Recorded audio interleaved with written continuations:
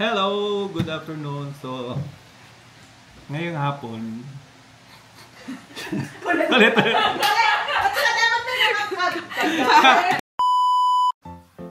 Hello! Good afternoon. So, for this afternoon, magluluto ako ng specialty ko, bibingkang kanin sa Mindoro. So, this is for Team June. So, marami kasi nagtatanong ng recipe. So, i-share ko na para kayo naman magluto at ako naman papatikitin ninyo. So, watch out. Mamaya, i-prepare na yung aking mga gagamitin. So, I will share it to you. Okay? So, ito na yung mga ingredients ko. For 1 kilo of malagkit. Binili ko sa Paseo, 80 pesos. Ito, ang tawag nila dito, panutsa. Panutsa. Pero sa Mindoro, matamis na bao ang tawag namin dito. Inuulam ko to dati. Kinakad na din ulam ko sa kanin. Kokomama, kalahating kilong brown sugar at 2 gata. Bibigayin ko ito mamaya. Ito yung ito yung lalagay ko sa malagkit para masarap. Pampaluto sa malagkit. And konting kurot ng asin. Yun lang. So, okay, let's prepare. First time ko pala gagamitin to. 2. Dati kasi isang 1 aluminum tray lang. Yung 1 kilo. Try kong hatiin para maraming malutong na gilid. Maraming edge. So, gusto nila yung edge. So, ito. Tingnan natin kung ano magiging resulta. Bonus pang maliit para sa aking butihing may bahay. Okay, hugasan mo natin itong malagkit. So, mga 3 hugas para linis na linis ang malagkit.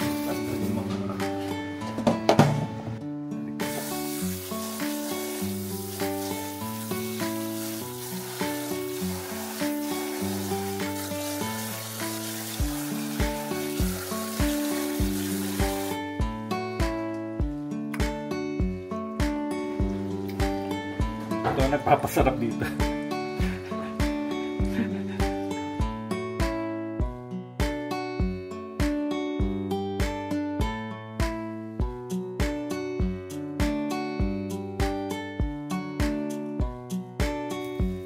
Next, yung gata. Pipigay na natin yung gata.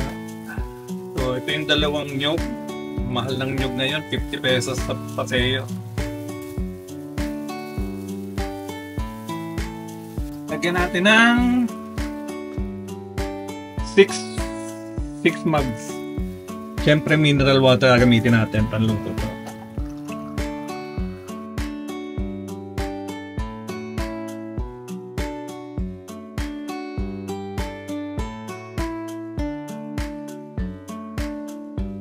Lagyan ko ng 1/4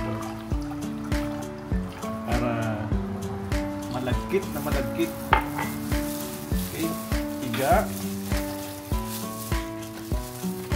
Mas-prepare ko itong gata pagtiga sa malagkit compared sa kokomama. Hindi ko matansya kasi yung kokomama pag ginamit sa pagsaing.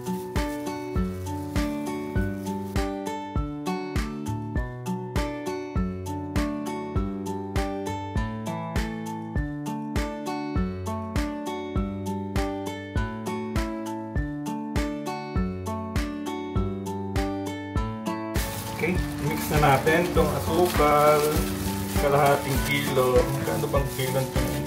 56 ata. Ayan. Ihalo lang natin ang asukal. Gata.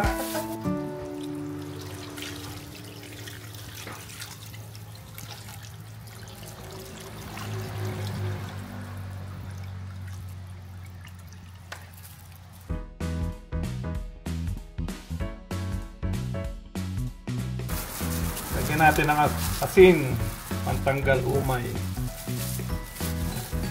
Hindi magsawa.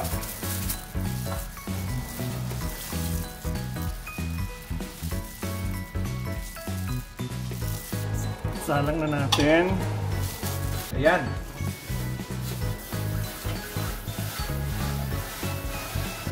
Okay, ito naman yung pang-toppings natin, yung matamis na bao. Sambo. Lagyan natin ng Coco Mama.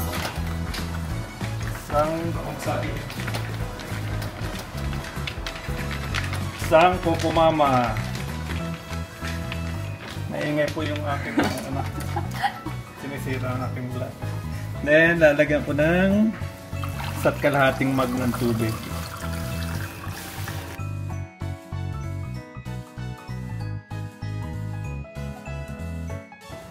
Ito yung panghalo ko.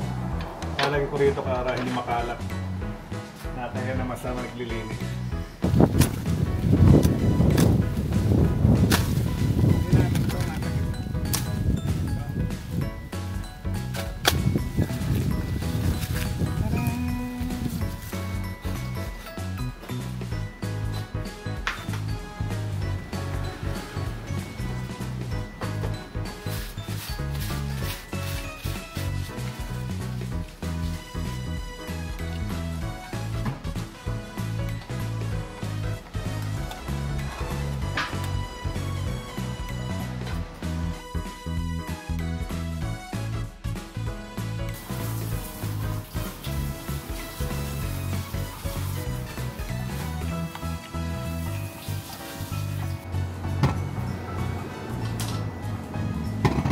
Lop na pala.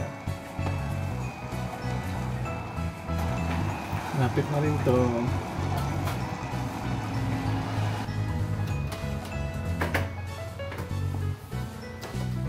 Lumalagkit na po, malagkit.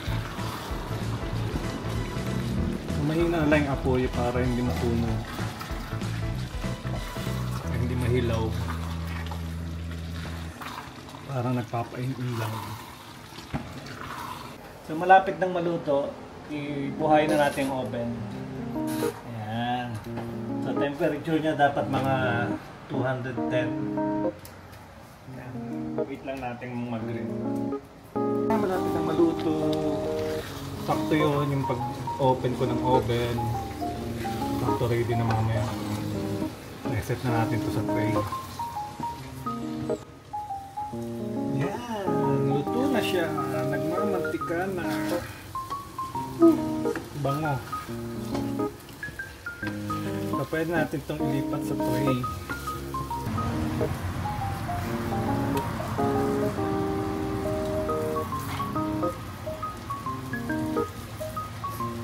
Ayan. So, nilagay na ilipat na natin sa tray. Spread lang natin ng pantay.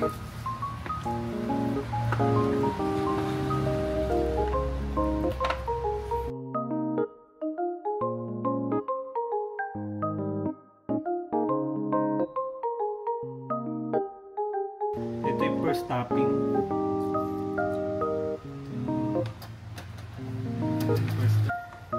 Dapat pantay para pantay din pagkaluto.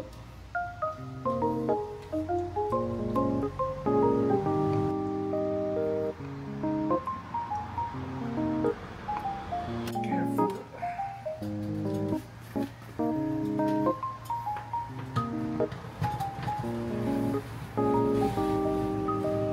Ayan, so nakasalang na. 210 to 220. So more or less mga 20 minutes. So hintay lang natin. Then after that, second toppings naman. From time to time check natin kung luto na. So pantay naman ang gusto. So balik natin. Okay, tapos na yung first coating. Tahunin natin. Okay, ito na yung first coating. Pagkatapos ng first toppings pala. Coating. Papantayin ko lang ng konti. Nasunog dito sa kabilang side eh. Ito rin. Last toppings.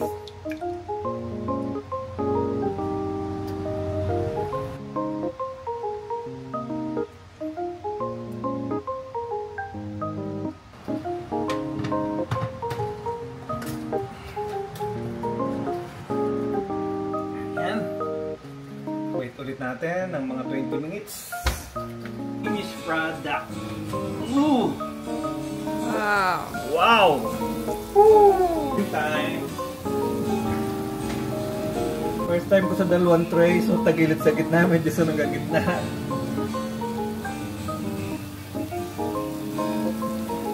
Pero masarap naman yung sunog. That's it!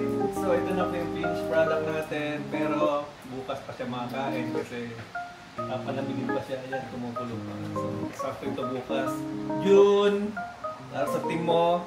Where's mine? Ito kay Mami, siyempre. Ito yung sa'yo, Mami. May extra. So, ito yung sa team ni June. So, sana magustuhan nyo. Say bye to the vlog! Bye!